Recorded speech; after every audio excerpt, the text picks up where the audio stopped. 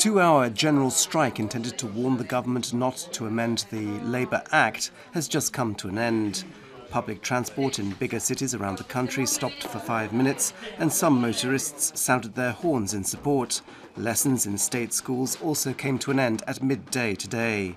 The 5 trade union federations are demanding that the amendments be withdrawn from parliamentary procedure today, and if not, will hold a further protest on Wednesday outside the seat of government in Zagreb's St. Mark's Square.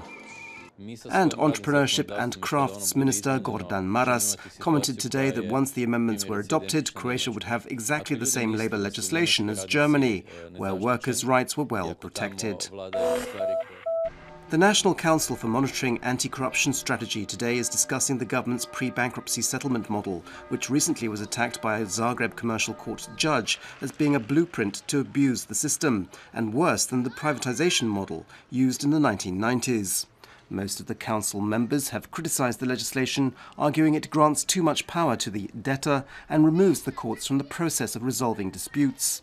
Finance Minister Slavko Linic, who is participating in the session, yesterday defended the model, saying that it was saving jobs. In accordance with the new law on oil and petroleum products, INA at midnight last night changed its fuel price policy, applying differential pricing.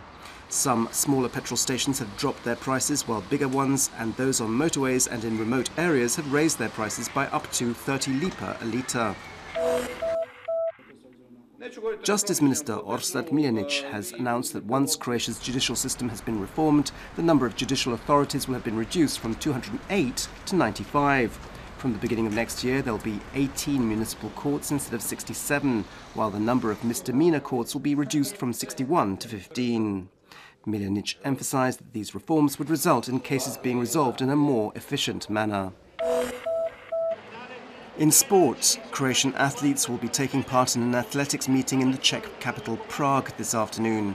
Former world champion high jumper Blanka Vlasic will be seeking to qualify for the World Indoor Championships, which will be held on the 8th of March in Poland. Another Croatian high jumper, Ana Šimić, will be hoping to repeat her gold medal winning performance last weekend at the indoor tournament in Istanbul. And in handball, Croatia Osiguranje Zagreb face Brest Meshkova from Belarus today in the battle for the Final Four in the regional SEHA League. The game begins at 6 p.m. in the Zagreb Arena. This afternoon's forecast calls for mostly sunny weather on the coast, partly sunny inland. Winds inland will be mostly weak, although there will be a moderate easterly in eastern Croatia. On the coast, there'll be a weak to moderate southwesterly and westerly wind. Average daily temperatures will be between 7 and 12 degrees Celsius inland, between 14 and 17 degrees on the coast.